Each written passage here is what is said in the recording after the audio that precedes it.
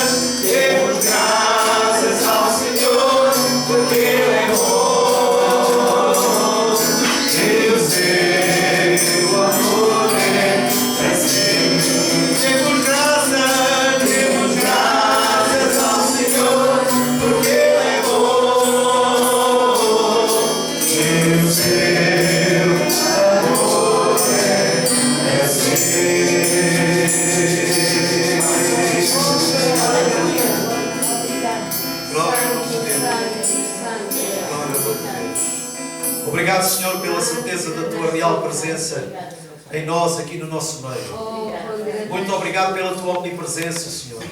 Estás em todo o lugar, Senhor. Não é por nós te invocarmos que Tu apareces, Senhor. Tu habitas em nós. É um privilégio ter essa consciência.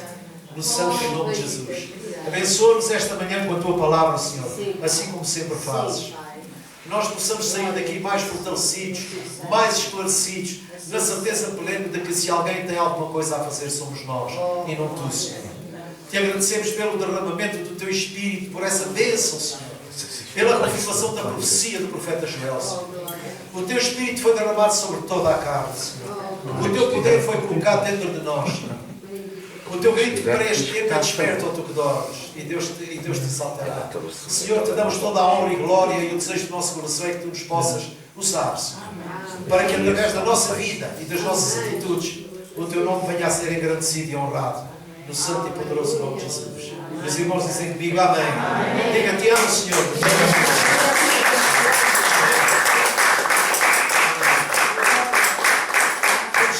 Vamos sentar todos. Eu tenho no meu coração uma palavra e quando é assim, ficamos inquietos. Mais uma corda foi. Mais uma corda foi. E então. Não tem problema. Está resolvido uma coisa que eu fui comprar. Encomendei umas cordas, mandaram-me umas cordas enganadas na outra, mas aproveitei e tratei da viola, aprumei, colei lá umas coisas que tinham de ser coladas e todas as coisas cooperam para o bem. Eu tenho essa confiança. Todas as coisas cooperam para o bem daqueles que amam a Deus. Não é, Manuel? Todas as coisas cooperam para o nosso bem. Graças a Deus. Até as coisas más da vida. Nós aprendemos a viver contentes em toda e qualquer situação, não é? E mais que nunca hoje faz sentido. Hoje faz sentido. E eu queria trazer aos irmãos uma palavra.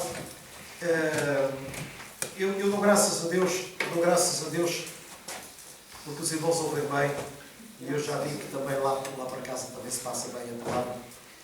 E vocês já compreenderam porque é que Deus deu a ordem, Deus deu instruções a Moisés para não criarem imagens? Deus condena a idolatria. Sabe porquê? Por uma razão muito simples. Porque a moeda de César era uma moeda idólatra. Tinha lá a esfinge de César, o desenho da cara dele. Não é?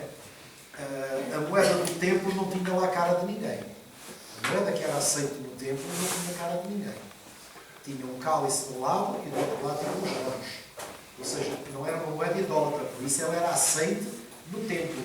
E então até aí havia esse cuidado da idolatria de não entrar. Só que a idolatria é sorrateira e entra de outras formas.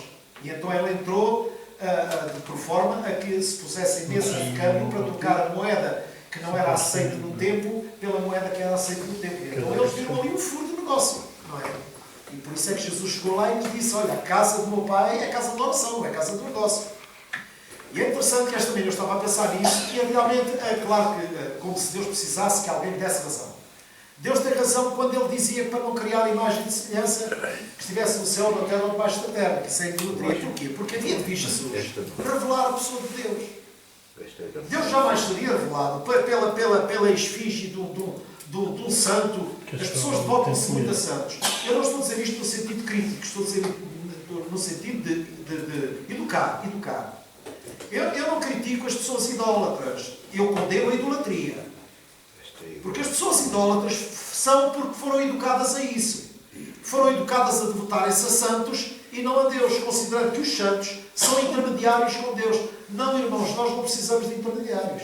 Jesus disse: olha, neste dia não vos digo que rogarei por vós ao Pai. Falem vocês com Ele, porque o próprio Pai vos ama. Então, nós não temos necessidade de um interlocutor. A Bíblia diz que Jesus intercede por nós. Isso é um favor que Ele pede quando nós estamos com problemas de dificuldade. Por isso é que a Bíblia diz que aquele que examina os corações intercede por nós. Mas isso não é intermediário. Não. Jesus foi o caminho que nos levou ao Pai. Agora nós temos uma relação direta com o Pai. Falamos ao Pai diretamente. Vocês estão a compreender? E é importante nós compreendermos isto porquê? Por uma razão muito simples. Eu esta manhã chamaria a esta mensagem, eu não tenho muito jeito para dar títulos às mensagens, não é? E então pus 2 títulos. O verdadeiro encontro com Cristo muda tudo na vida. Muda tudo. E vamos ver se é verdade ou não é. Muda acima de tudo o nosso caminho, o nosso trajeto. O trajeto de alguém que está prestes a desistir, ele já não desiste, ele resiste e volta para trás e diz: não, eu não vou abandonar, eu vou-me apegar mais. E diz aqui, eu pus aqui outro título que era túmulo vazio, coração cheio. O nosso coração está cheio porque o túmulo está vazio. E nós vamos ver se é verdade ou não é verdade.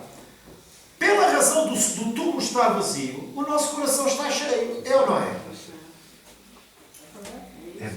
E nós vamos ver uma coisa, irmãos. Vamos ver uma coisa. Jesus veio, a Bíblia diz que a fé nos educa a viver. Então Jesus veio, nos educou a viver. O trabalho dele está feito. Ele, quando enviou os discípulos, o que é que ele disse? Ide em meu nome, fazei em meu nome. Jesus não estava a dizer: eu vou fazer convosco. Não. Eu vou confirmar a palavra. A palavra é minha, eu velo sobre a palavra para cumprir. Eu sei só um. Agora, se alguém tem que fazer alguma coisa, são vocês. Quem são os enviados são vocês. Não esperem que seja eu a fazer aquilo que eu pus na vossa mão para fazer. E então, por isso, Ele deu os dons. E os dons são capacitações de Deus para nós, através da nossa vida, nós honrarmos a Deus e glorificarmos o Seu nome. Porque tudo o que nós fizermos pelo Seu divino poder, nós fazemos o Seu nome e para a Sua glória. Não espere que seja Deus a fazer as coisas. Jesus morreu, ressuscitou ao 3º dia e Ele subiu aos céus. E por Ele ter subido aos céus, o Espírito dele vem e habita em nós. O Deus a quem eu sirvo é meu Espírito, dizia Paulo. E agora eu compreendo. Eu não vou orar para que Deus faça. Não, eu sou o mensageiro de Deus e eu vou lá fazer em Seu nome. Por isso é que disse que nós devemos orar uns pelos outros. Não é orar para que Deus ponha a mão sobre a Carla ou sobre seja quem não for, não importa. Ou sobre a Delfina, ou sobre a Laurinda. Não. Isso é um dever nosso de orar, mas impulsionados pelo Espírito. E o Espírito não é uma entidade. Repara o seguinte: a diferença que existe, para além de muitas, mas há uma diferença que existe. Olha, não é eu invocar o Espírito Santo. Não é por eu invocar Espírito Santo, vem sobre mim. E então o Espírito vem sobre mim. Então eu estou a ser um bruxo, estou a incorporar o Espírito. Não. O Espírito Santo ou habita em mim ou não habita em mim. O Espírito Santo não vem por eu o invocar. O Espírito Santo foi derramado, eu abri o meu coração para Ele e Ele agora habita em mim. Agora sou Sou eu que sirvo o Deus a quem eu sirvo em meu espírito. Eu não vou, oh Espírito Santo, usa-me, não sei o quê. Não. Eu tenho a consciência de que o Espírito Santo habita em mim, porque o Espírito de Deus testifica com o meu espírito que eu sou filho de Deus. Se eu sou filho de Deus, eu sou uma criação nova, cheia do poder de Deus, cheia da autoridade de Deus, e Deus me deu o poder e a autoridade para eu usar esse poder e a autoridade em seu nome e para a sua glória. Então nós temos que mudar a nossa oração. Não é Deus faz, não é Deus abre caminho, não, eu caminho e o caminho se abrirá. Eu vou caminhar e o caminho se vai abrir. Eu vou orar e as coisas vão acontecer. Quando o fazemos por inspiração. Não é porque está escrito fazer, não é por inspiração. Irmãos, nós temos falado aqui muito acerca do paralítico que era levado pelos amigos. Os amigos levavam-no como um propósito de coração. Olha, caramba, já que a gente não pode mudar a vida dele, vamos levá-lo para que ele tenha uma fonte de lucro. Para que ele não dependa de nós, mas pronto, nós agora vamos pô-lo ali num ponto que é a igreja, que é um sítio onde as pessoas até são amáveis e doam, são pessoas altruístas, e ele ali tem uma fonte de renda para se sustentar. E aquilo ele fez daquilo, a amizade deles fez daquilo um estilo de vida. E Jesus não veio para isso. Jesus veio para mudar a vida, para ensinar a viver. Eu vim para que tenham vida e vida com abundância. E a vida com abundância, olha, mas o Espírito de Deus está aqui. Está ou não está? Ou é preciso sentir um arrepio de espinho? Ou é preciso ligar o ar-condicionado para você sentir vento? Ou é preciso estarmos aqui de joelhos invocando? Não. A Bíblia diz que Deus é omnipresente. Ele está em todo lugar. Quer queiramos, quer não. Irmão, Deus anda connosco, quer nós queiramos, quer não. Quer eu creia em Deus, quer não creia em Deus. Deus anda comigo. Porque onde Deus estiver, Deus está. Não é porque eu invoco que Ele está, Ele é omnipresente. Ele está em todo lugar. Irmão. Ele está junto do incrédulo, porque se não estiver junto do incrédulo, jamais o incrédulo se vai converter. Porque tem que ser pela obra do Espírito Santo que ele vai ser convertido. E quem é que Deus quer usar para isso? Nós. Para levar uma palavra. Não é para manifestar santidade. Ele tem que ver em nós santidade. E isso é inspirador. Querem ver uma coisa interessante? Hoje na minha leitura matinal, eu abri a Bíblia em Lucas capítulo 24. Vamos lá ver a Bíblia em Lucas capítulo 24. Sabe uma coisa? A irmã Gina tem todo o poder e toda a autoridade para orar pelo marido. A irmã Gina tem todo o poder e autoridade. Porquê? Porque o Espírito está nela e o Espírito está em mim. Deus não escolhe pessoas especiais.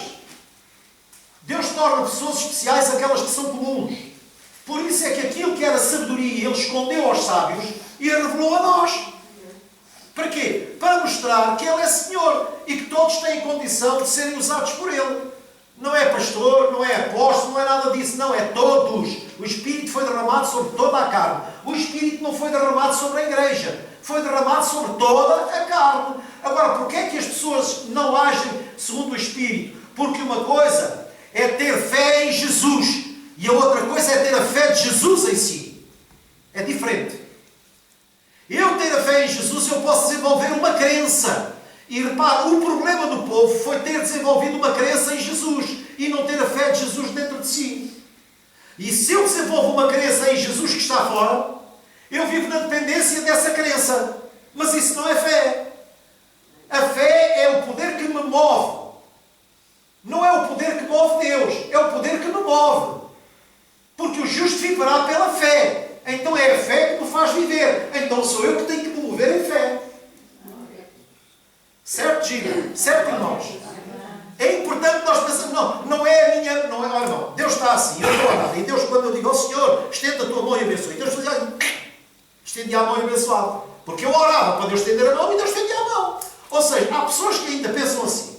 Ó Senhor, resolve este problema na minha vida. Então o Deus está fora, vem cá abaixo, resolve o problema e depois volta para cima outra vez. Vocês têm uma perspectiva de Deus assim? O Deus do sobe e desce? Não, irmãos. O Deus ou habita em nós ou não habita em nós. Deus está em todo lugar, mas não significa que Ele habita em mim. Ele habita em mim no dia em que eu abro o meu coração para Ele. E a partir daí Ele vem morar, faz morada em mim como Ele prometeu. Ele e o Pai se manifestariam em nós, viriam a nós e faziam em nós morada. Então eu não adoro um Deus que está Deus que está dentro de mim, porque Ele está dentro de mim, eu o adoro. O nosso erro é desenvolver uma fé errada, considerando que estamos a adorar um Deus que está fora de nós. Eu vou cantar para um Deus que está fora de mim. Eu vou louvar um Deus que está fora de mim. Eu vou adorar um Deus que está fora de mim. Então isso é uma crença que eu desenvolvi. Eu tenho que tocar muito bem para agradar a Deus. Se não for o meu coração a agradar, não é a viola que lhe agrada, irmãos. Não é o saber cantar. É a voz do coração. Você pode não cantar nada, mas se aquilo que sai é do seu coração, não tenha dúvida nenhuma, é o melhor louvor que pode dar a Deus e é a maior adoração que pode dar a Deus. Não é por muitos ensaios, nem por muitos treinos, nem por nada, é por disposição do coração. Para Deus o que vale é disposição do coração. E então, em Mateus 24, vocês já lá estão? Perdão, Lucas 24. Os irmãos lá em casa me desculpem. Lucas 24, porque eu aqui em casa já estou desculpado. Diz assim, eu queria que vocês, deixem o Espírito ministrar no vosso coração. Vamos fazer de conta que nunca lemos esta Escritura, nunca ouvimos nada acerca dela. Então vamos puros e abertos para a palavra, porque isto é que é importante. Sabe porquê? Porque nós temos que viver como gente grande e não como bebés. O bebé é que espera o que o pai faça, mas o adulto já espera, o pai é que espera o que o filho faça. Vocês não ouviram? A nossa relação com Deus é como um pai com o filho, porque Ele é pai. Jesus disse, Pai nosso. Então eu já olho para Deus como um pai que vive na expectativa de ver o que o filho faz. E não fazer as coisas como é que eu ia dizer? Eu não vou viver a vida do meu filho. Não sou eu que vou viver a vida do meu filho. O meu filho tem a vida dele. Eu agora quero ver como é que ele vive. Nós como pais, reparem o seguinte. Eu compreendo que tenho um feitio um bocadinho... Não é fácil. Não é questão de ser fácil nem você. Mas eu, por exemplo, há uma coisa que eu não gosto. Eu não sei fazer uma coisa. Por exemplo, novas tecnologias. Vocês sabem que até hoje os miúdos de 5, 6 anos pegam um telemóvel e mexem aqui, mexem ali. Eu vejo, eu fico assim, caramba, olha o que eles fazem. Eu não chego lá. Mas há coisas que eu preciso. E como não sei, eu peço a uma filha ou um filho. Olha, como é que isto se faz? Sabe qual é a primeira atitude deles? Tira-me o telefone da mão. Anda cá que eu faço isso. Mas eu não quero assim. Ensina-me a fazer. Ensina-me a fazer. Porque ele, Deus pai, isto é fácil, é assim, é assado, é assim, é assado. E ele fica assim. Fica olhando para aquele. Realmente está a funcionar. Agora explica-me como é que tu fizeste isto. Porquê? Porque amanhã eu quero fazer, quero ser eu a fazer. Isto é que é nós queremos ser adultos na vida. Jesus veio, ensinou-nos a viver, Ele veio sacrificar, Ele veio amar, Ele veio ensinar. A vida em abundância está no ensino que Ele nos deixou.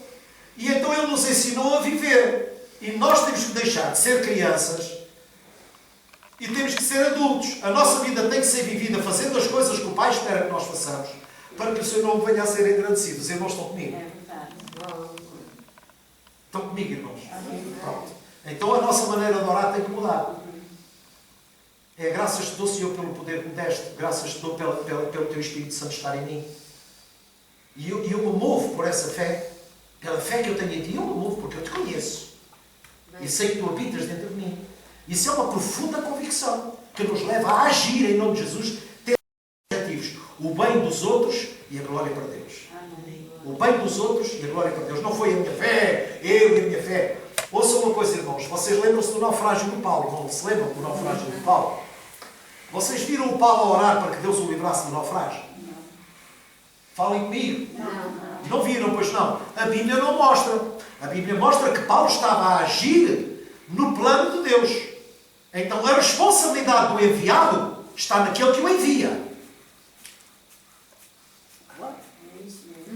A responsabilidade daquele que se submete à palavra de Deus é Deus. Ele aí é responsável. Porque eu me movo crendo na palavra dele. Vocês estão a compreender? Então, se alguma coisa falhar, a responsabilidade não é minha, a responsabilidade é dele. Porque eu fiz tudo o que ele queria. Porque não há nada que Deus mande fazer que ele não tenha um objetivo. Deus criou o homem a quem? À sua imagem e semelhança. Então o que é que ele espera de nós? Que a sua imagem e semelhança seja vista pelos outros. Por isso é que ele apela à nossa santificação. Vocês estão a compreender? A razão da nossa santificação é que os outros possam ver em nós alguma diferença, senão somos iguais.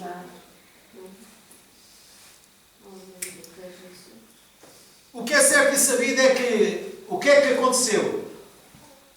O mar cessou, o vento parou, não aconteceu nada. A tempestade estava lá, continuou lá.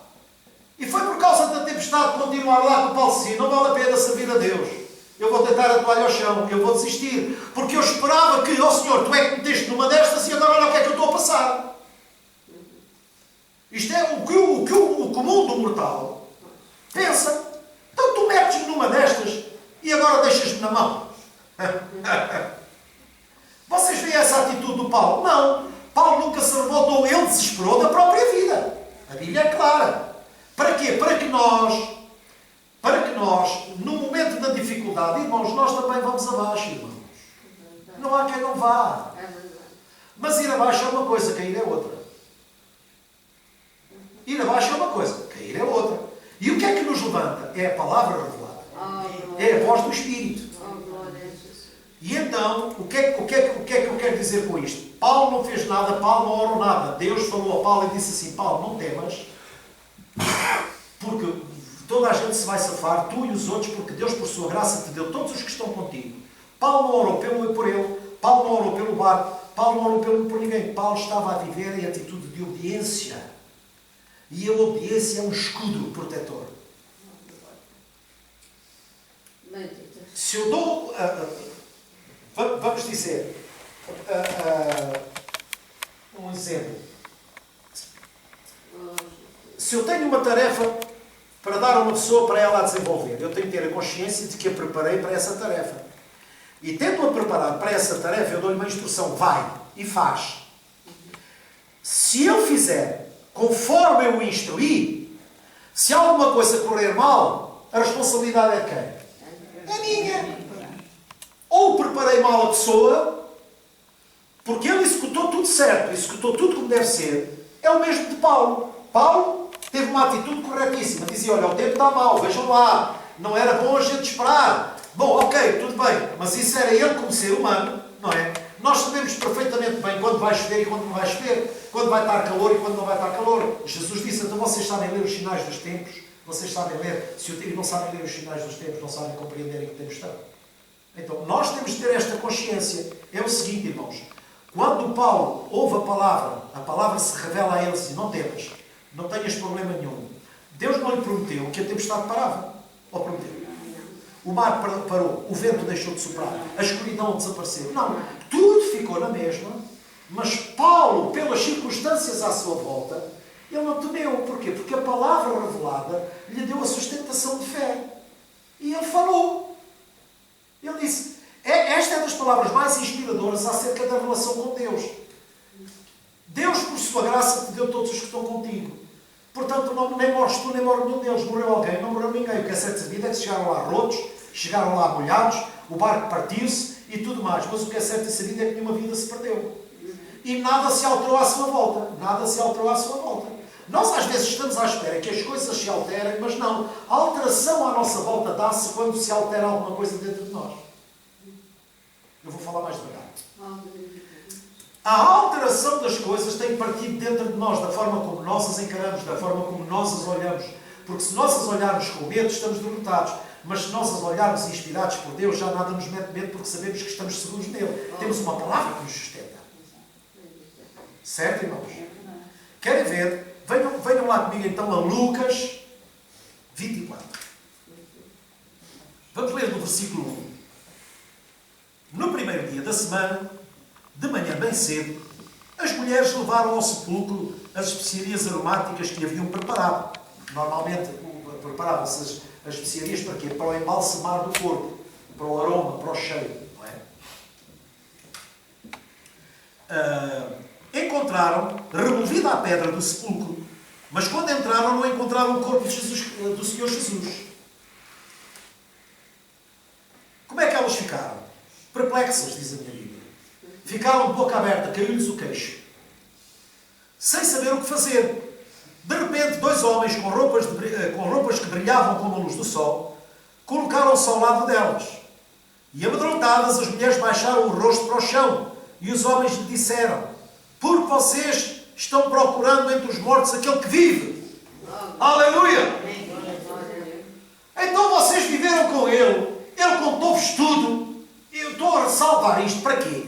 Para que não é ter a fé em Jesus, é ter a fé de Jesus em nós.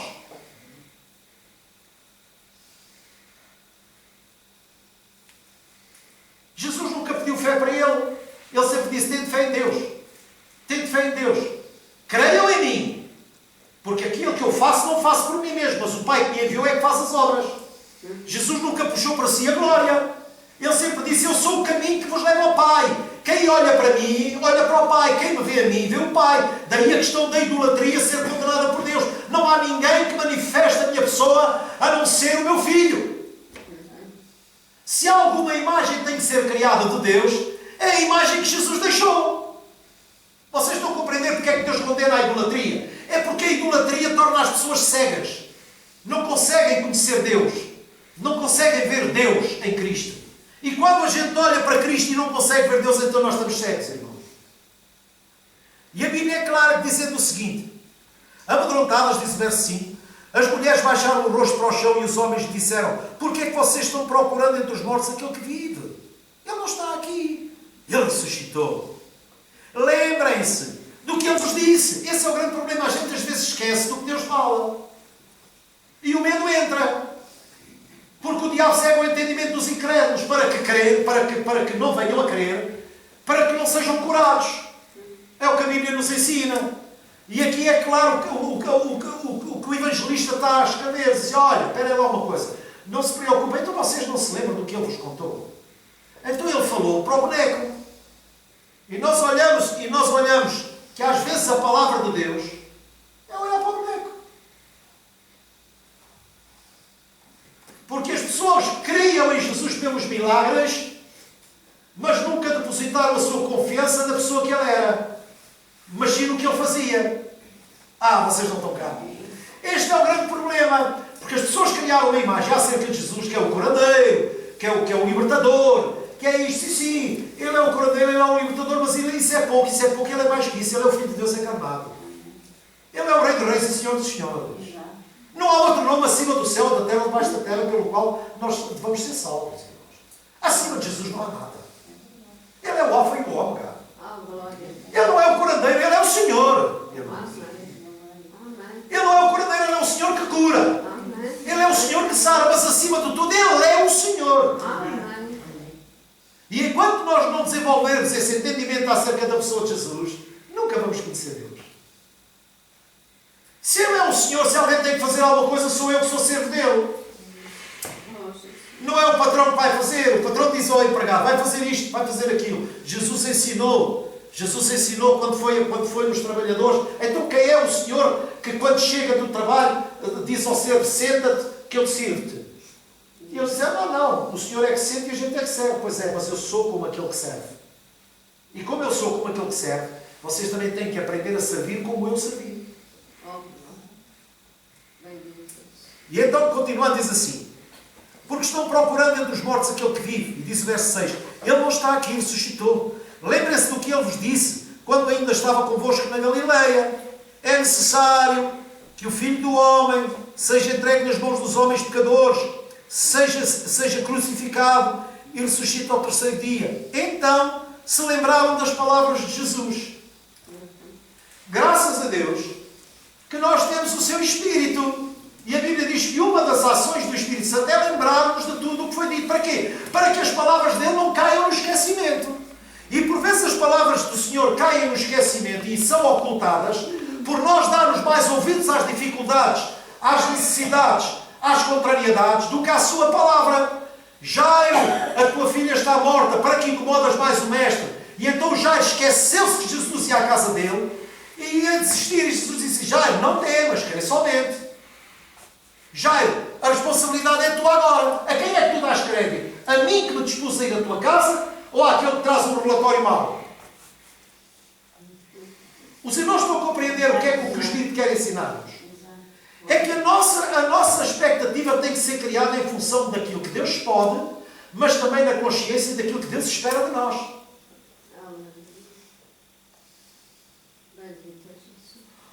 Oh, irmão, Deus é Senhor, Ele não é escravo, Ele não é servo. Deus não é um Deus serviçal. Deus não é um Deus que eu estou aqui, que eu invoco e diz assim, Senhor, irmãos, eu não sei, às vezes cai em mim uma tristeza tão grande das pessoas acreditarem mais na mentira do que acreditarem na verdade.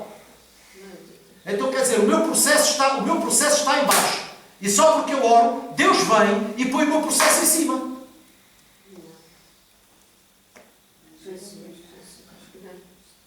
Quer dizer, eu estou aqui agora, nós estamos aqui no Lavradio, e como chove, eu vou orar a Deus para que não chova. E então Deus para toda a natureza só para atender ao meu pedido. Você cabe na cabeça de alguém, irmãos. Oh, China. Não é? Então o desgraçado do outro que precisava da chuva no naval, Deus tirava, estás a ver, Manel? Deus parava a chuva só porque eu orava com muito poder. E se a minha oração não chega, eu vou juntar mais 100 irmãos e vamos orar e Deus só tem que fazer aquilo que a gente quer. E é esta fé que é colocada no coração das pessoas. É um Deus serviçal. É um Deus que anda de papilão e com uma toalha no braço para servir os irmãos. Não. Essa toalha foi-nos dada a nós e o papilão foi-nos dado a nós. Se alguém tem que servir a alguém, somos nós. Não é Deus. Para que é que eu quero o Espírito de Deus? Quer que Deus faça as coisas? É uma consciência errada, irmão. Mas que tomou conta da igreja porque toda a gente quer um Deus que sirva. Olha, Senhor, faz vir codornizes como fizeste no Antigo Testamento. Assim não preciso trabalhar. Olha, Senhor, faz com que a árvore das patacas venha para a minha casa, que assim não tenho falta de dinheiro. E estas coisas as pessoas gostam de ouvir porque lhes tiram o peso. Lembram-se da mulher no tanque? Lembram-se da mulher no poço de Jacó? Porquê é que ela ouviu Jesus Cristo? E Jesus disse assim, oh mulher, então tu agora andas aqui a tirar água. Epá, eu tenho água para te dar. Maravilha, Senhor, dá-me sempre essa água para que eu não tenha trabalho. E então as pessoas exercem fé no sentido de, oh irmãos, ouçam o que o Espírito ensina. Exercem fé no sentido de que Deus tira a carga de cima de mim. Não, irmão. A Bíblia diz que a prova vem sobre nós e Deus nos dará o escape. Ou seja, a capacidade de superar. Amém.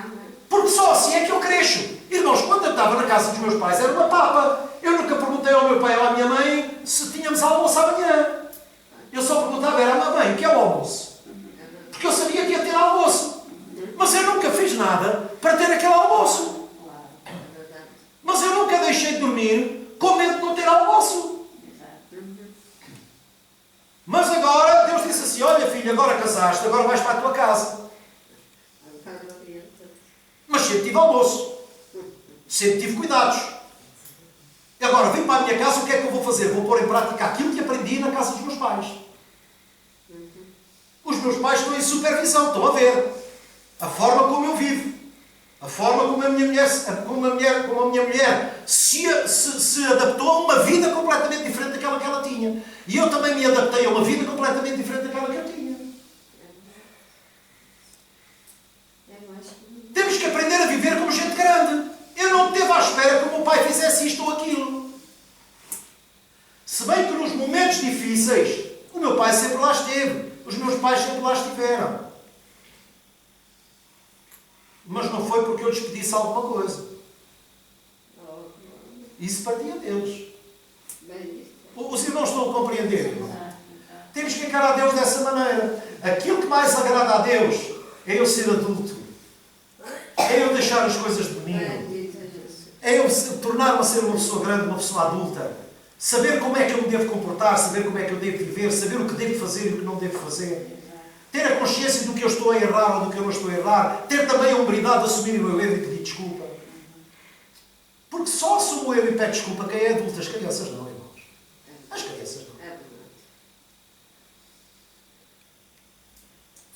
E então, diz assim a Bíblia. Versículo 7. É necessário que o Filho do Homem, portanto, eles agora começam a dizer, é necessário que o Filho do Homem seja entregue nas mãos dos homens pecadores, seja crucificado e ressuscite ao terceiro dia. Então se lembraram das palavras de Jesus. Quando voltaram do sepulcro, elas contaram todas estas coisas aos 11 e aos outros. As que contaram estas coisas aos apóstolos foram Maria Madalena, Joana e Maria, mãe de Tiago. E as outras que estavam com elas. Mas eles não acreditaram nas mulheres. Não acreditaram. Mas não acreditaram. acreditaram porquê? Se tudo o que elas estavam a dizer foi tudo aquilo que Jesus falou. Mas há uma coisa que acontece. Quem tem chamado age de maneira diferente. E diz assim, as palavras delas pareciam loucura.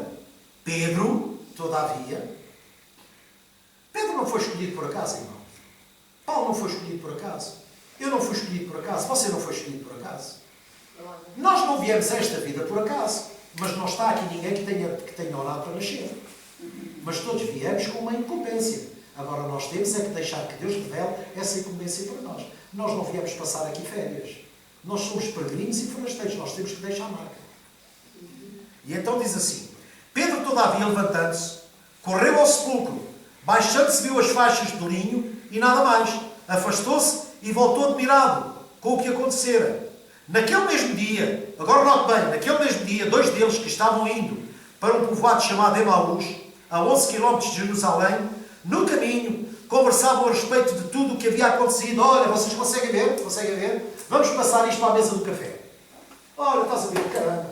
Olha, aquele Jesus que a gente estava à espera, que viesse restaurar o reino de Israel, afinal de contas morreu. Então com ele morreu toda a nossa esperança. Vocês estão a ver a crença que foi desenvolvida em Jesus. Eles olharam para Jesus como é que se chamava aquele dos comandos, Manel? Jaime Neves. Olhavam para Jesus como o Jaime Neves, que vem fazer o 25 de Abril, vem fazer a revolução, vem tirar o fascismo e vem estabelecer a democracia. Mas eles esqueceram-se que Jesus sempre nos ensinou: o meu reino não é deste mundo. Portanto, aquilo que eu venho fazer é trazer um novo reino a este mundo. Eu não venho tirar daqui os romanos. Eu venho tirar os romanos do vosso coração. Eu não sei se vocês estão a chegar lá. Jesus diz assim, olha, vocês estão cansados e subcarregados, eu vos aliviarei. Como é que Jesus os aliviou? Dando-lhes ensino. Dizendo assim, olha, vocês não são escravos de ninguém, vocês são filhos de Deus. Vocês são nova criatura. Eu vim para que vocês tenham vida e vida com abundância. Essa vida era roubada pelo Império Romano. E o Império Romano tomou o quê? Tomou conta do coração deles. E onde é que Jesus veio atacar? O coração dos doentes. Ele veio trazer libertação aos cativos. Olha, não escute o que o Espírito ensina. Jesus não vai dar um golpe de Estado, irmão. Jesus veio trazer o reino dos céus ao coração do homem. Para que mesmo vivendo debaixo do Império Romano, eles eram livres. Paulo estava preso e dizia, eu estou preso, mas a palavra é livre. Quando nós temos uma forte convicção, não há circunstâncias que nos oprimam, porque nós somos livres. Porque nós somos dele. Porque dele, por ele e para ele são todas as coisas. Paulo ensina isto a Roma. E então ele aqui, irmãos, eu sinto uma alegria tão grande, porque nós somos livres verdadeiramente, porque aceitamos e cremos no Filho de Deus, porque ele habita em nós. Ele não é um Deus que está fora, ele é um Deus que está dentro. Eu não posso buscar Deus numa imagem. Deus habita no meu coração, irmãos. Sabe porquê é que eu não vou aos cemitérios ver os entes queridos? Eu não critico quem lá vá, mas os meus pais não morreram, eles vivem em mim. Eternamente. Aleluia! E então diz aqui a palavra, quando voltaram do sepulcro... perdão, já lemos. Versículo 15, não é? Sim, versículo 15. Versículo 15 diz assim, então conversavam e discutiam, e depois diz assim, então, enquanto conversavam e discutiam, o próprio Jesus, o Jesus ressurreto, se aproximou e começou a caminhar com eles. Seguramente Jesus glorificado. Porquê? Porque quem viveu com ele, em todo o lado o conhecia. Mas diz o verso 16 uma coisa muito interessante, mas os olhos deles foram impedidos de reconhecê-lo. Irmãos, não foi Deus que os cegou, foi a incredulidade deles. Deus não os cegou, porque eles não eram inimigos. Deus no Antigo Testamento feriu-os de cegueira, porque eram inimigos. Mas também foi para os levar ao sítio onde eles tinham que ser levados, para serem alimentados e serem enviados aos familiares. Não era para volta, nem para haver como se costuma dizer, vingança. O nosso Deus não é um Deus de vingança. Porque as pessoas olham para o Antigo Testamento e veem um Deus sanguinário, E aquele morreu, e o outro foi com a espada, e eu agora com a espada, e eu agora quis o meu inimigo. E a igreja desenvolveu cânticos, caiam por terra agora os inimigos de Deus e tudo mais, porque eles se baseiam no Antigo Testamento, quando na verdade Deus é amor. E a Bíblia diz assim, ama o teu inimigo, então não é para lhe pôr pé em cima, é para o amar. A nossa consciência tem que ser completamente alterada. Eu não posso cantar, caiam por terra agora os inimigos de Deus. Não, Senhor, que eles se convertam a ti. Essa é a minha oração. Cavalo e o cavaleiro vão, ok, a gente conhece isso tudo pela Bíblia, mas o Deus é o mesmo, mas os modos são diferentes. Porque agora o Filho nos foi revelado.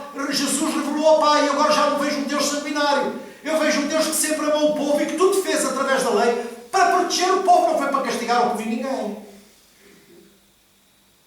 Porque o princípio da lei não é punir, é proteger. Porque é que os que roubam são presos? Para proteger aqueles que são roubados. É proteger os bons dos maus. E então, vocês não estão a compreender? Então, mas os olhos deles foram impedidos de reconhecê-lo. E ele lhes perguntou, porquê é que vocês estão discutindo enquanto caminham? E eles pararam com os rostos entristecidos. E um deles, diga comigo, pararam com os rostos entristecidos. E um deles, chamado Cleópatas, perguntou-lhe, você é o único visitante em Jerusalém que não sabe as coisas que ali aconteceram nestes dias? Que coisas? Perguntou ele. O que aconteceu com Jesus de Nazaré? Responderam eles. Ele era um profeta. Ele era. Não, ele é. Eu sou o mesmo ontem, hoje e sempre. Ele era.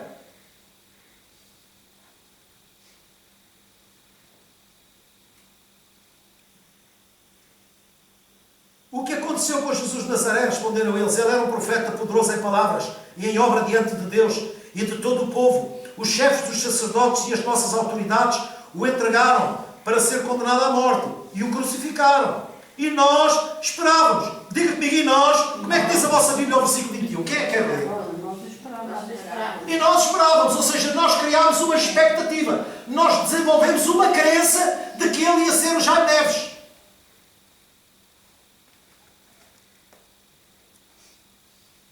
Nós também desenvolvemos uma crença que nós queremos que ele faça o que a gente quer. E quando as coisas na nossa vida não acontecem como a gente quer, nós ficamos tristes e abatidos. E então, em vez de permanecer em Jerusalém, vamos embora para Emaús. O Emaús, aqui, sabe o que é que significa? É o lugar do desespero, é o lugar para onde vão os desesperados, é o lugar para onde vão aqueles que desistem. Porque voltam as costas a Jerusalém, desistem da própria vida porque as coisas não aconteceram como eles criaram essa expectativa. A expectativa foi esta. E nós esperávamos que era ele que ia trazer a redenção a Israel. E hoje é o terceiro dia desde que isto tudo aconteceu. E o brasileiro diz assim, caramba, vocês não deixam molhar o bico? É o terceiro dia aí. O dia tem 24 horas. Então Jesus não disse que ressuscitava ao terceiro dia. Até à meia-noite é dia. Quando Jesus disse uma coisa, é isso que vai acontecer. Tão certo como Deus vive. Quando Deus lhe disser alguma coisa no seu coração, é isso que vai acontecer. Ainda que a água entre, ainda que o vento bata, aquilo que Deus falou vai acontecer. Tão certo como Deus vive. E então é claro, diz aqui assim, algumas das mulheres, perdão, exatamente, versículo 22, algumas das mulheres entre nós nos deram um susto hoje. Foram de manhã bem cedo, nos deram um susto. Porque às vezes a revelação assusta. O susto daqueles que estavam a orar pela libertação dos apóstolos que estavam presos, do Pedro. E quando Pedro vai bater à porta, assustaram-se. Porque estavam a orar, mas não acreditavam que aquilo que oravam acontecesse. E a rapariga foi, mais uma vez a mulher, foi abrir, olha, o Pedro está lá fora. E eles estavam a orar pela libertação deles. Olha, o Pedro está lá fora. Veja bem, às vezes a igreja é levada a orar pelo aquilo que não crê. Mas Deus é tão misericordioso que nunca deixará a vida de ninguém na dependência da fé do outro. Porque isso seria injusto. Então o irmão Zé ia sofrer pela minha falta de fé. Vocês acham que isso era justo? Não. Não. E então diz assim, a Bíblia diz, tens tu fé, tem em ti mesmo. Eu não posso viver com base na fé da Bina, a Bina não pode viver com base na minha fé, a Manela não pode viver com base na fé da Celeste. Ela tem que ter fé. Eu tenho que ter fé. Todos nós temos que ter fé. Porque todos nós partilhamos do mesmo Espírito, todos nós somos filhos do mesmo Pai, todos nós temos a mesma herança. E então é claro aqui, diz assim, algumas das mulheres entre nós nos deram um susto hoje, então foram de manhã bem cedo ao sepulcro e não acharam o corpo dele. E voltaram e nos contaram ter tido uma visão de anjos que disseram que ele está vivo. Alguns dos nossos companheiros foram ao sepulcro e encontraram tudo exatamente como as mulheres tinham dito, mas não o viram. E agora Jesus diz assim, bom, ok, agora está na altura da escola dominical. Agora vocês vão se sentar no banquinho da escola dominical e vão aprender. Eu vou-vos falar alguma coisa que é para vos trazer à lembrança tudo aquilo que foi falado. Esta é a obra do Espírito Santo nos dias de hoje. Naquele dia foi Jesus que fez, porque ele ainda estava. E então diz assim, então lhes disse, como é que vocês custam a entender e como demoram a acreditar em tudo o que os profetas falaram? Porque eles não tinham o Evangelho. O Evangelho estava a ser vivido nos dias naqueles dias. Nós hoje desfrutamos do Evangelho das cartas apostólicas. Mas eles não, eles tinham o Antigo Testamento.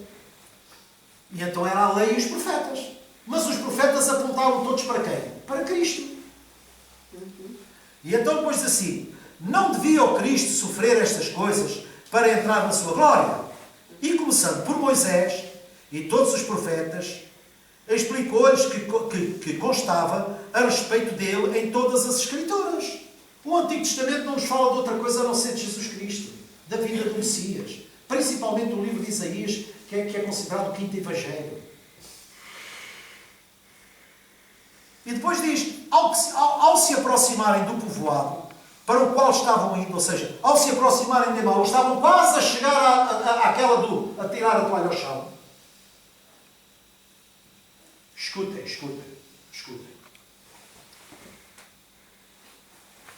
Eles saíram de Jerusalém, cabisbaixos, entristecidos. Porquê? Porque tinham criado uma convicção de que, porque eles tinham criado que Jesus Cristo era o revolucionário que vinha restaurar o reino em Israel. Que ia dar um chute nos romanos e que aquilo ficava tudo uma maravilha. Mas Jesus nunca prometeu isso, muito pelo contrário. Às vezes o ser humano desenvolve crenças pelo que ele quer e não pelo que Deus fala. E isso é muito perigoso. O que é que acontece? Decepção. Olha, aquilo que eu esperava acabou. Jesus morreu, a história acabou. Fica por ali. Esqueceram tudo o que ele falou, esqueceram tudo o que ele ensinou, mas o que eles desenvolveram não foi com base no que Jesus ensinou, foi com base no que eles queriam. Daí a grande diferença entre crença e fé.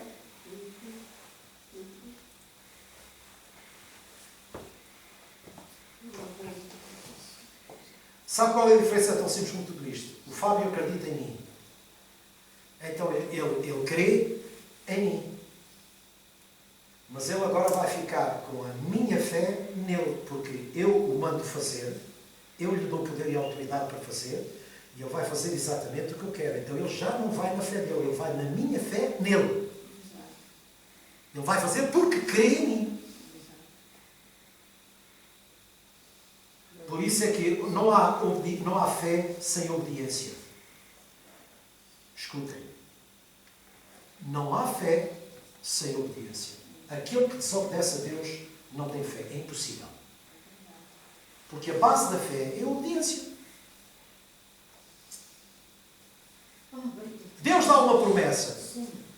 O fruto daquela promessa acontece quando eu a cumpro. Deus fala e eu faço. Porque se Deus falar e eu não fizer, não é que Deus não tenha poder e autoridade. Eu é que não tive obediência. Agi por obediência. Porque a minha confiança não está posta em mim. Ela foi posta em mim por Deus. Portanto, não sou eu que tomo posse das promessas. São as promessas que têm que tomar posse de mim. É a fé dele em mim. Não é a minha fé nele. É a fé dele em mim. Se vós tiverdes em mim uma atitude de obediência e as minhas palavras tiverem em vós outra atitude de obediência, peçam o que quiserem e vos será feito. Este é o alicerce da fé. É eu agir em conformidade com aquilo que Deus fala. Vocês estão a compreender? Ou é difícil de compreender? Querem ver? Olha aqui. E começando por Moisés e todos os profetas e tal, não sei se. Ao aproximar-se do povoado para o qual ia o índio, Jesus fez com quem ia mais adiante. Adiantou-se. Mas eles insistiram muito com ele: fique connosco, pois a noite já vem, o dia já está quase findando. E então ele entrou para ficar com eles. Quando estava à mesa com eles, tomou o pão, deu graças, partiu e o deu a eles. Aqui começa a revelação. Aqui começa Jesus a manifestar-se a eles. Então, o que é que aconteceu? Falem, irmãos. O que é que aconteceu? Jesus partiu o pão, deu graças e o que é que aconteceu? Os olhos se abriram. Aqueles cujos olhos estavam fechados. Oh, irmãos. Aqueles cujos olhos estavam fechados, que viveram com Ele, que comeram com Ele, que partilharam com Ele e não o conheceram. Quantas e quantas pessoas Jesus anda com elas e elas não o conhecem? Quantas? Na igreja. Uma coisa é Jesus estar connosco, outra coisa é Jesus estar em nós.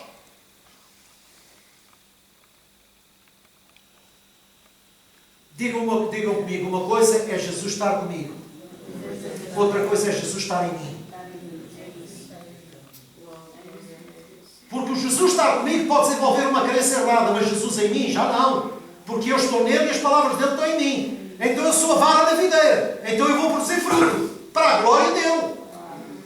E então diz aqui, olha, então os olhos deles foram abertos e reconheceram. E o que é certo e sabido, o que é que aconteceu? A seguir. O que é que aconteceu a seguir? O que é que aconteceu a seguir? E o que é que aconteceu a seguir?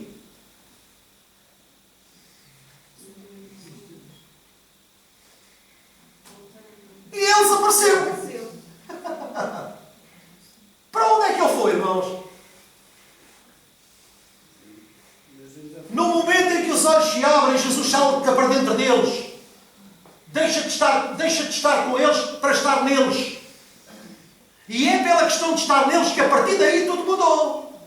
Por isso é que eu queria pôr este título: um verdadeiro encontro com Cristo muda tudo na nossa vida. Aqueles que foram levados a desistir, aqueles que foram levados a deitar a toalha, irmãos, ouçam o que o Espírito ensina. Tenham o seu coração sempre aberto para Deus. Ouça a voz de Deus. Faça o que Deus falar, o que Deus disser. E você vai ser bem sucedido em todas as coisas. Porque essa é a promessa. Essa é a promessa. Às vezes as coisas não vão bem na nossa vida porque nós queremos fazer as coisas à nossa maneira e não à maneira de Deus. Quando eu quero viver a minha vida à minha maneira, Deus não tem responsabilidade nenhuma. Deus não tem culpa das asneiras dos homens. E a igreja nos dias de hoje está a sofrer por isso. Porque irmãos se perderam irremediavelmente pelos erros dos homens. Não é por Deus deixar de ser Deus, irmão. E quando alguém desiste pelos erros dos homens e não se apega a Deus, eles são ladrões de si próprios. Porque Deus não é homem para que minta. Não é filho de homem para que se arrependa. Ele é o mesmo ontem, hoje e sempre. Ontem, hoje e sempre. Eu não sou nada. Deus é tudo. Deus é tudo em todos. Irmão. A minha confiança tem que estar posta nele. Oh pastor, e então como é que eu oro? Eu posso levar a Deus o desejo do meu coração, mas eu tenho que ter a humildade de dizer: Senhor, mas seja feita a tua vontade e não a minha. Mas há momentos na nossa vida em que nós temos que permitir que seja o Espírito a orar por nós. E não é as línguas. É confessar a palavra. É falar a palavra revelada. É dizer: o Senhor disse, Jesus te dá saúde. E então é interessante isso. Ele desapareceu da vista deles. E a gente pode perguntar: mas quando é que Jesus foi? Jesus entrou dentro deles, irmãos. Oh pastor, como é que você pode afirmar uma coisa dessas? Vou-vos provar que posso afirmar isso. Diz a palavra o seguinte: perguntaram um só ao outro: não estava queimando o nosso coração enquanto ele nos falava no caminho e nos expunha as Escrituras? E levantando-se, voltaram-se imediatamente para onde? Para onde, irmãos? Para onde viraram as costas?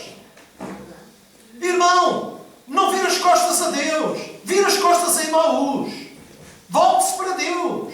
Que Deus se compadecerá de si. Nunca tome o caminho de Emaús, irmão. Nunca.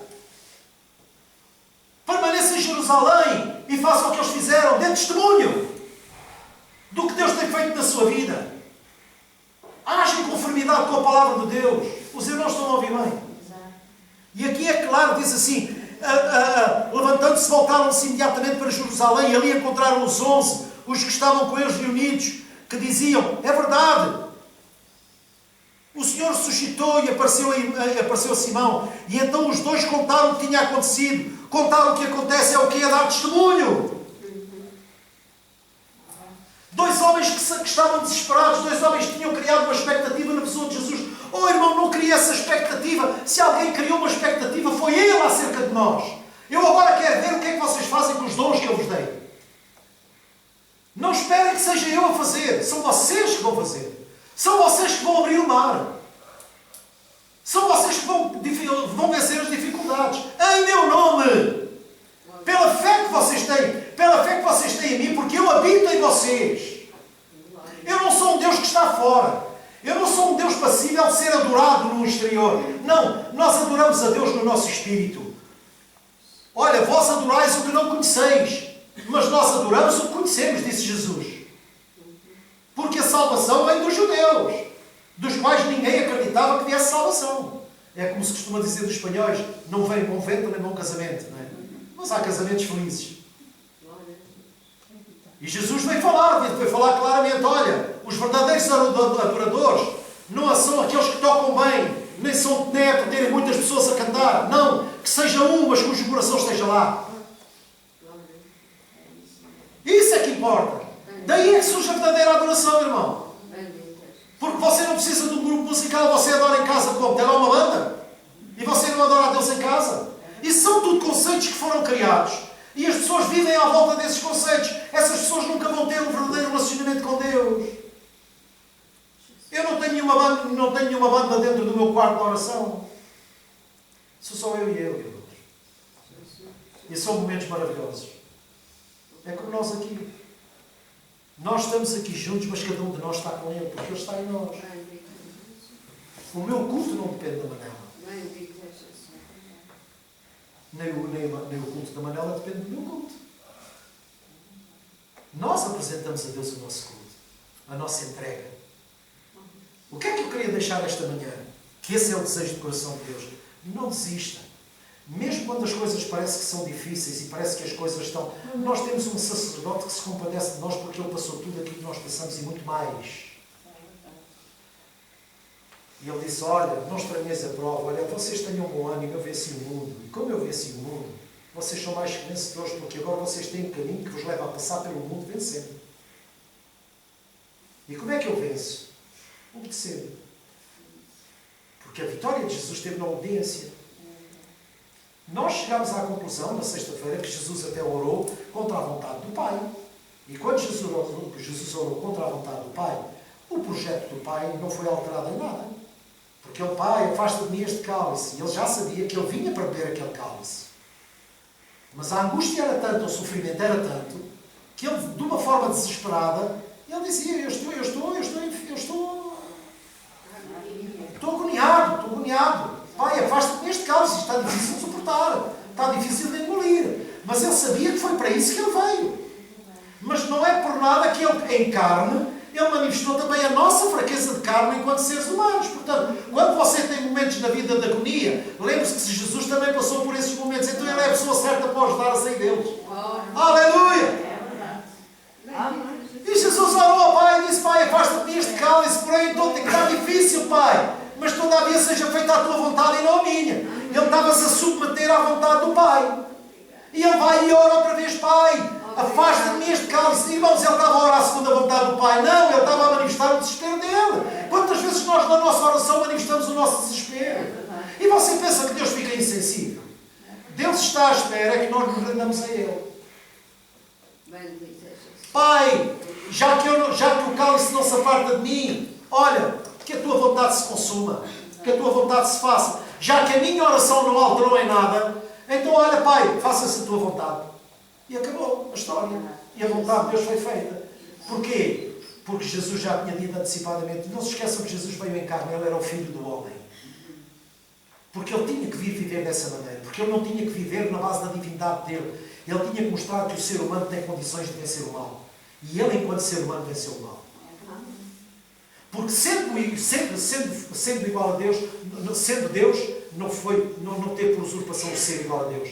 Antes anulou-se a si próprio. Sabe para quê? Para que ninguém hoje nas asneiras possa usar esta palavra. Mas Ele era Deus. E Jesus sem calava-se e dizia, não, eu era o Filho do Homem. Eu era o Filho do Homem. Não me colocaram os espinhos, não sangrei. Eu era o Filho do Homem. Eu tive sede, eu tive fome. Eu era o Filho do Homem. Não há nada que tu venhas a passar que eu não tenha passado. E só tem condição de ajudar quem? Aquele que passou por aquilo que passou. E Jesus vem e diz àqueles homens, olha, então vocês não sabem que as coisas eram para acontecer assim. Qual é o espanto? Houve uma vez uma pessoa que foi ver um... Nem sei se foi Marinha, se foi Saltino a contar essa história. Nem é a história que aconteceu. Foram ver o filme da Páscoa, a Paixão de Cristo. A Paixão de Cristo. E então o comentário das pessoas que foram ver a Paixão de Cristo, pessoas incrédulas, era dizer, Jesus foi um banana, até ele não se podia ter livrado daquilo, até ele deixou-se matar, até ele não era poderoso, até ele não disse que se quisesse orar ao Pai vinham legiões de anjos. Então porque é que ele se deixou matar? Grande banana! Ainda há pessoas que acreditam nele. Mas não sabiam que na rendição dele é que esteve a vitória. Porque Deus foi glorificado através da morte de Jesus. E da sua ressurreição. Porque a glória de Deus está no fim. Melhor é o fim das coisas do que o princípio delas. Então não julgue a sua vida pelo momento que você está a passar aqui. Deus é o mesmo ontem, hoje e sempre. Firme-se naquilo que Deus falar para a sua vida. Irmão, tão certo que Deus está aqui. Aqueles homens tinham desenvolvido uma crença de que ele vinha fazer a revolução. Como a revolução não aconteceu e ele foi morto, olha, o meu líder morreu, está tudo acabado. O povo quando estava no sopé da montanha, quando Moisés subiu ao Sinai, já eram 40 dias e o povo dizia, olha, ele já não volta, temos que arranjar outro Deus. O povo não aprendeu a esperar. O povo aprendeu a desesperar. Mas em nós há uma viva esperança. Porque o tempo é dele. Eu não posso estipular a Deus 7 dias para isto, 8 dias para aquilo. Então eu estou a mandar, eu estou a condicionar Deus ao meu calendário. Senhor, se em 7 dias não respondes à minha oração, tu não és o meu Deus. Esse foi o grande erro de Saúl, sabia? Esse foi o grande erro de Saúl. Porque a resposta do profeta demorava a chegar, ele foi procurar uma cartomante. Foi procurar uma mulher que exercia a bruxaria e a feitiçaria.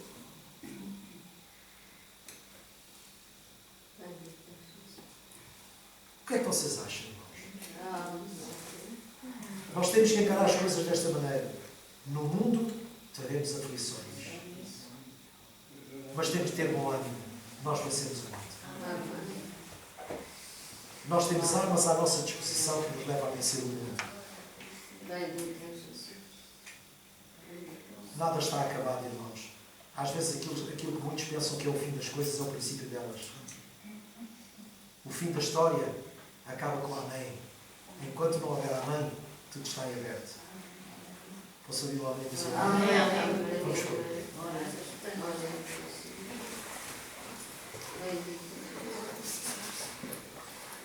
Eu peço aos irmãos para subir.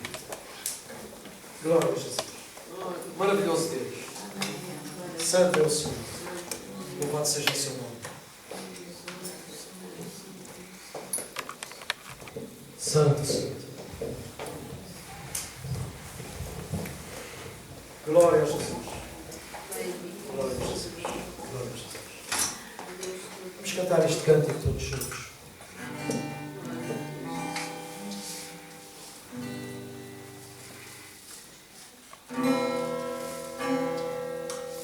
Nunca mais eu vou voltar. Nunca mais eu vou voltar atrás. Levanta as tuas mãos. Tua palavra é a luz da minha vida, oh Senhor. Nunca mais eu vou voltar atrás.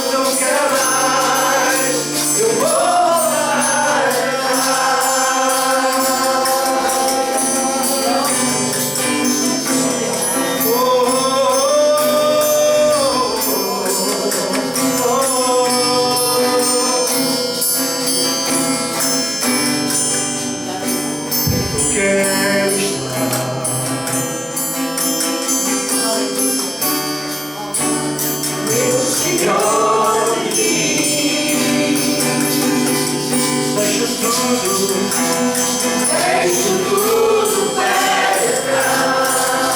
para receber amor, receber o amor que dá. És o meu desejo, não há como tu.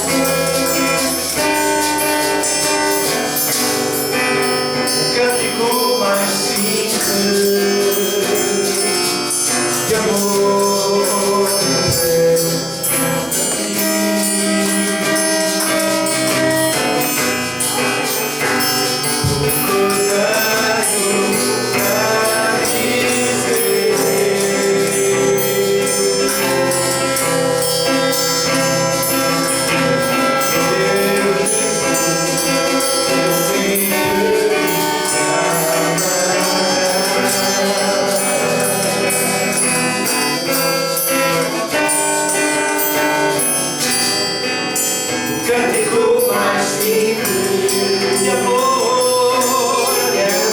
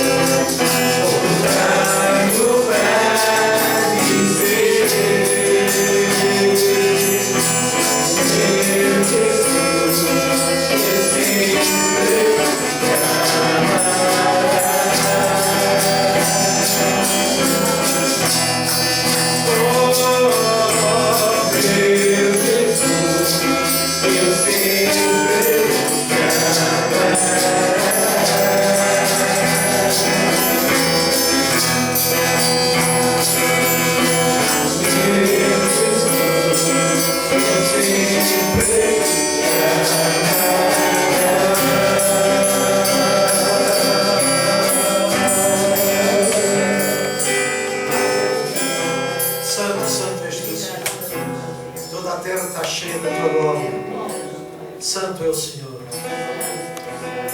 Recebe a nossa oferta, Senhor. Recebe a nossa primícia. Tudo aquilo que é fruto do compromisso que temos contigo, Senhor. Porque Tu nos amaste em primeiro lugar. Tu és o nosso maior amor. Não há maior amor do que aquele que deu a vida por nós. Tu és o nosso verdadeiro amigo, Senhor. E fazemos-lo para que outros possam vir a conhecer-te, assim como Tu te tens revelado a nós. Também Te possas revelar àqueles que virão, por Tua graça, no nome de Jesus.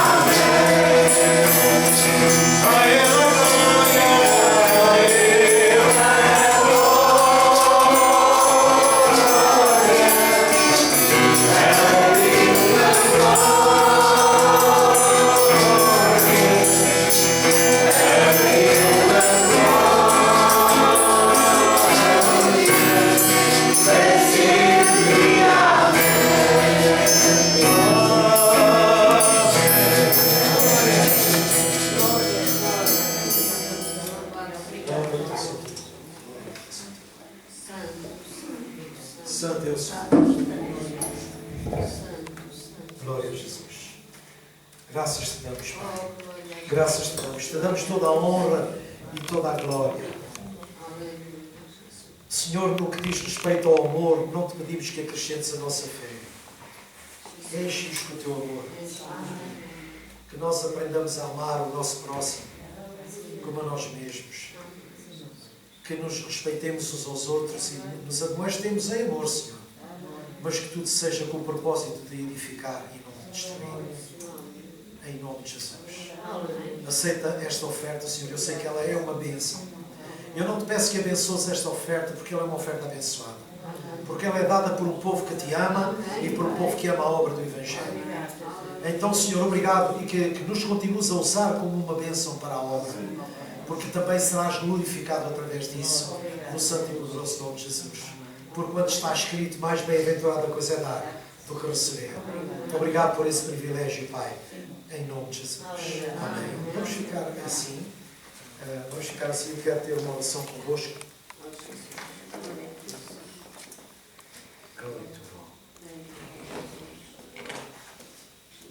Senhor, Tu nos deixaste um novo mandamento, e esse mandamento é para ser exercido, esse mandamento é para ser obedecido, porque o Teu Espírito nos leva à obediência da fé,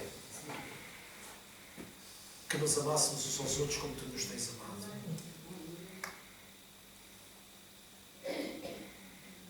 Assim como eu amo os meus familiares, eu creio que todos os meus irmãos amam da mesma forma. Diga comigo, meu Pai, se não for com sinceridade de coração, irmão, você não está aqui para dizer o que eu digo quando você não crê naquilo que eu digo. E quando você não concorda com aquilo que eu digo. Você, quando disser, que o faça de coração. Amém? E a sua vida vai demonstrar aquilo que o seu coração fala. Amém? Glória a Deus. Pai, apesar dos defeitos, diga comigo, apesar dos defeitos, dos meus filhos, dos meus netos, dos meus familiares, eu os amo de todo o meu coração.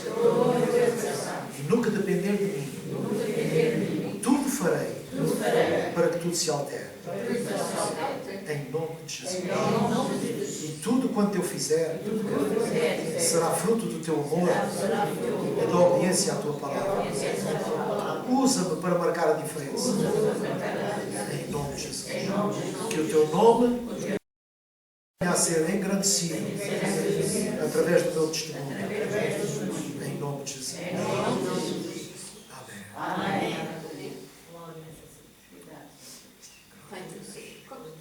Senhor, é na Tua presença que nós estamos para te pedirmos perdão por tudo aquilo que nós tínhamos feito até aqui que não tenha sido o Teu agrado.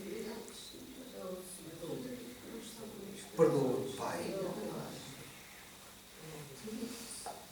Irmão, faça da minha oração a sua oração. Perante Deus nos devemos retratar, reconhecendo o nosso erro, a nossa má atitude, para que Deus também nos possa perdoar a nós. Pai, quero que a Tua paz guarde o meu coração, Senhor. E se alguma coisa eu fiz para magoar alguém, eu te peço perdão, Senhor. E dá-me a lucidez necessária para eu pedir perdão e mudar de atitude.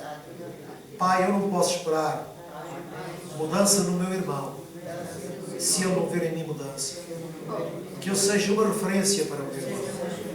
E que a minha mudança de atitude seja encorajadora à sua mudança. No santo e poderoso nome de Jesus. Pai, e esta obra não é tua, ela é nossa. Por isso nos deste o Teu Espírito. Por isso colocaste em nós o Teu amor. Ao ponto de exigir de nós o amor ao nosso inimigo. Se nós devemos amar o nosso inimigo, quanto mais amar aqueles que são nossos, que são do nosso sangue. Em nome de Jesus.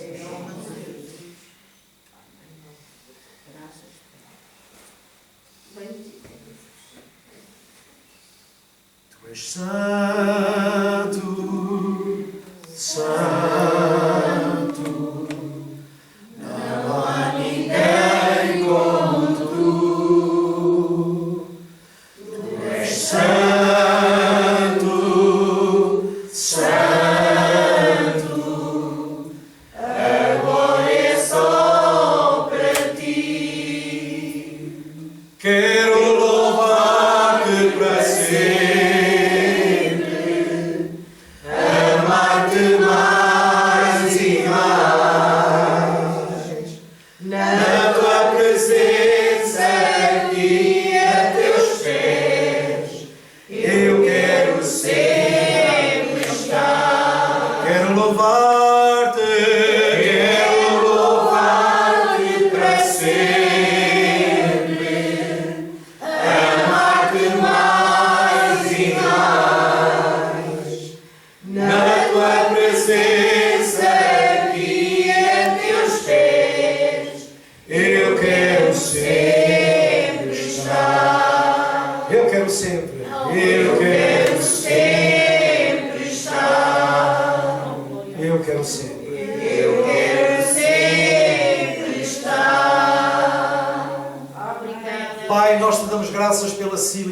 estás fazendo na sua vida.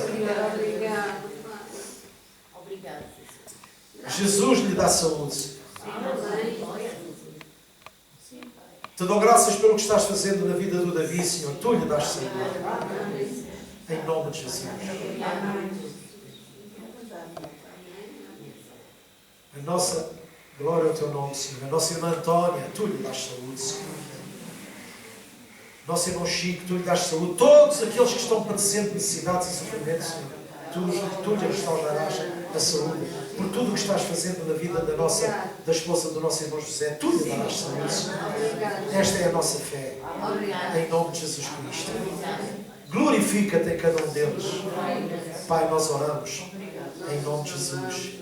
E quanto a nós, Senhor, ensina-nos a mudar. Ensina-nos a mudar. Porque nada acontece por tua vontade, a não ser que ela se cumpra em nós. No santo e poderoso nome de Jesus. Perdoa uma vez mais os nossos erros, as nossas falhas. Queremos ser pessoas melhores. Queremos ser o exemplo uns para com os outros. Em nome de Jesus. Louvado e bendito seja o teu nome. Amém, irmãos. Amém, irmãos. Dê a Deus toda a glória.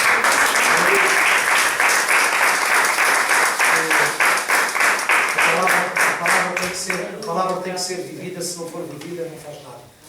A palavra só produz fruto na vida daquele que a vive. Não é, irmãos? E é isso mesmo. Olha, nada nem ninguém nos leva a perder tempo com coisas que não edificam. Não é, irmãos? Nada. Guardem-se das pessoas que exercem em vocês uma má influência. Não lhes deem ouvidos, irmãos. Sabe que Jesus foi influenciado, Jesus foi tentado. Irmão, você pensa que eu tenho medo dos demónios ou dos diabos que se manifestam? Eu tenho que ter cuidado com aqueles que não se manifestam e que vêm com pés de lã. Foi assim que Jesus foi tentado por aquele que se tornou ser amigo. Usou Pedro para dizer: Mestre, não vais morrer. Isso era o diabo, e Jesus disse: para trás de mim, Satanás. São esses os perigosos, que se fazem de amigos e não o são. Esses é que nós devemos ser, prudentes como as serpentes e simples como as pombas. Cuidem-se disso, irmãos, porque este tempo é esse tempo. Amém? Os verdadeiros amigos estão no nosso coração e ficam para a vida. Aqueles que passam não são nossos amigos, porque amigo nunca deixa amigo. O amigo permanece. Amém, irmãos? Louvado seja Deus. Então vamos nos amar e respeitar. Vamos, acima de tudo, amar-nos e respeitar-nos, porque sempre seremos diferentes. Mas temos coisas em comum. Deus e a sua palavra. Partilhamos o mesmo Espírito, partilhamos a mesma fé. E é isso que nós devemos exaltar. Amém, irmãos? Tenham cuidado com isso. É uma exortação que vos dou como irmão. Já fui muita vez enganado, já fui muita vez iludido, já houve pessoas que comeram comigo à mesa e me traíram. E isso dói. Porque a dor vem de onde a gente menos espera. E hoje eu estou capacitado para vos dizer: cuidado. Cuidado. Amém, irmãos? Amém. Que Deus vos abençoe, vos conceda um bom repasto, um santo domingo. A Gina viu-se, um bom cozido à portuguesa, uma boa feijoada, que agora é comida para nos dar sustento. Amém? Que Deus vos abençoe lá em casa também, uma bênção para os irmãos, e sejam felizes também. Amém? Que Deus vos abençoe e vos guarde, em nome de Jesus. Amém, irmãos? E então?